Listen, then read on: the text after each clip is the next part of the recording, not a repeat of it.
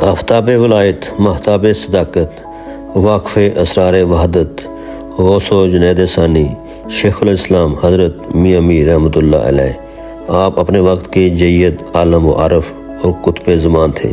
آج ہم حاضر ہیں شیخ الاسلام حضرت میاں میر کے دربار پر، اور میرے آج کے ولاگ کا موضوع بھی یہی بابرکت اور پاک ہستی ہیں۔ آپ کا اصل نام شیخ میر محمد تھا اور میاں میر کے نام سے شہرت رکھتے ہیں۔ سندھ کے شہر سیستان میں 1550 عیسوی میں پیدا ہوئے۔ آپ کے والد قاضی سائیں دتا فاروقی تمام سندھ میں نہایت معزز اور ممتاز بزرگ شمار کیے جاتے تھے۔ آپ اپنے آبائی علاقے میں ہی سلسلہ قادریہ کے ایک نامور بزرگ جناب شیخ سیستانی کے مرید ہو گئے تھے۔ ایک طویل عرصے تک آپ کی خدمت میں حاضر رہے۔ جب آپ کی عمر 25 برس کی ہوئی تو شیخ کی اجازت سے لاہور آ گئے۔ لاہور میں جہاں آپ نے قیام کیا اسے محلہ باغبان کہتے ہیں۔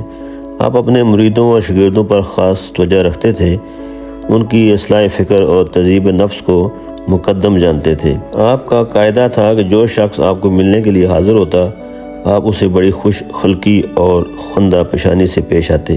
آپ کے مریدوں کی تعداد بے شمار تھی اور ان کے احوال پر خاص کر کڑی نظر رکھتے تھے۔ حضرت میاں میر علیہ رحمہ سفید کھدڑ کا لباس اور سفید دستار پہنا کرتے تھے۔ تاریخی حوالے سے یہ بھی کہا جاتا ہے کہ جب اکبر بادشاہ نے اپنے دور حکومت میں دین الہی کا پرچار کیا تو حضرت میاں میر علیہ رحمہ نے دوسرے علماء کرام کی طرح اس کی بھرپور مخالفت کی اور اسلام کے حیا کی بھرپور کوشش کی۔ شہزادہ دارش کو شہزادہ شہریار اور اورنگزیب عالمگیر آپ کے دربار میں حاضری کو سعادت سمجھتے تھے۔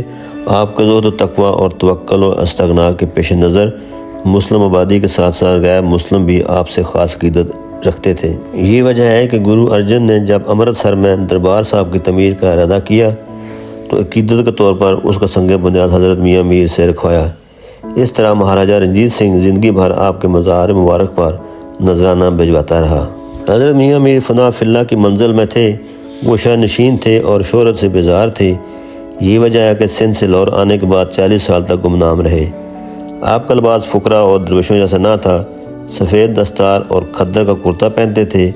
آپ گڈڑی نہیں پہنتے تھے، فرمایا کرتے تھے کہ لباس ایسا ہونا چاہیے کہ کوئی پہچان نہ سکے کہ اس کا مسلک درویشی ہے۔ شہنشاہ اورنگزیب عالمگیر کے دور حکومت میں تعمیر ہونے والا یہ مزار اندرونی طور پر بھی اور بیرونی علاقے میں بھی بہت عمدہ نقش و نگار سے سجایا گیا ہے، جس کی تزئین و آرائش ہر سال باقاعدگی سے ہوتی رہتی ہے۔ آپ کے مزار کے احاطے میں کئی ایک اولیاء کرام اور دوسرے مشہور لوگوں کی قبریں موجود ہیں جو اس مزار کے آس پاس اور اس کے احاطے میں دفن ہونے کو اپنی سعادت سمجھتے تھے۔